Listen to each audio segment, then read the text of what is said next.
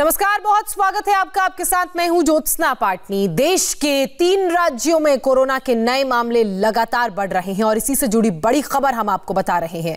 महाराष्ट्र, केरल और गुजरात में डेली नए केसेस बढ़ने से कोरोना की तीसरी लहर का खतरा पैदा हो गया है। लेटेस्ट अपडेट के मुताबिक सिर्फ महाराष्ट्र और केरल में 74% से ज्यादा एक्टिव मामले हैं। महाराष्ट्र में शनिवार को कोरोना के 6,281 नए मामले सामने आए, तो केरल में पिछले 24 घंटे में कोरोना के 4,650 नए मामलों का पता चला है।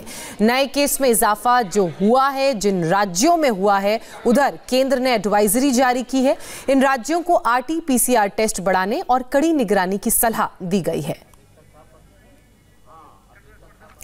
कोरोना पर लेटेस्ट अपडेट हम आपको बताते हैं। 3 राज्यों में कोरोना के नए मामलों ने चिंता बढ़ा दी है। महाराष्ट्र, केरल, गुजरात में हर रोज नए केस लगातार बढ़ रहे हैं। महाराष्ट्र और केरल में 74% से ज्यादा एक्टिव केस हैं।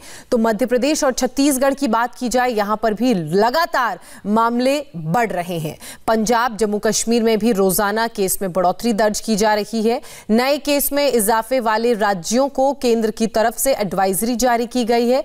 RT-PCR टेस्ट बढ़ाने और कड़ी निगरानी की सलाह केंद्र सरकार द्वारा दी गई है उस एडवाइजरी में जो इन राज्यों को जारी की गई है। इसके अलावा महाराष्ट्र में शनिवार को कोरोना के 6,281 नए मामले सामने आए हैं। आपको बता दें कि पिछले 24 घंटे में कोरोना के 4,650 नए केस भी मिले हैं।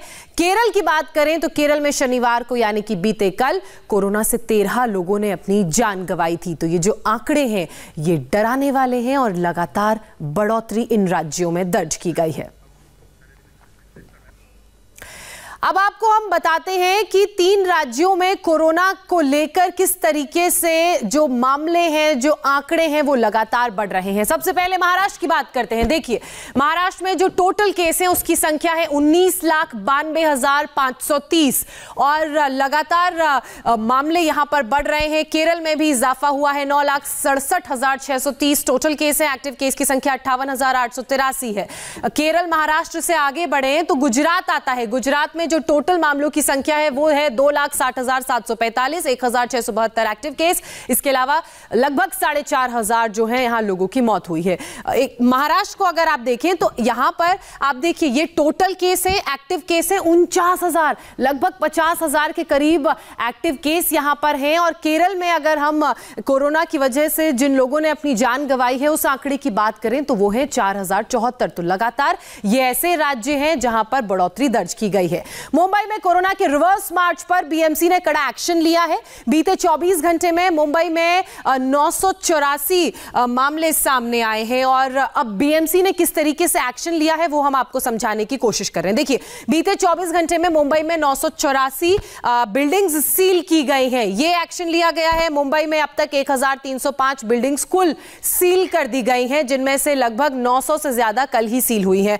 5 कोरोना मरीज मिलने पर बिल्डिंग सील है। मतलब अगर किसी बिल्डिंग में 5 या उससे ज्यादा कोरोना मरीज मिलते हैं तो बिल्डिंग को सील कर दिया जाएगा।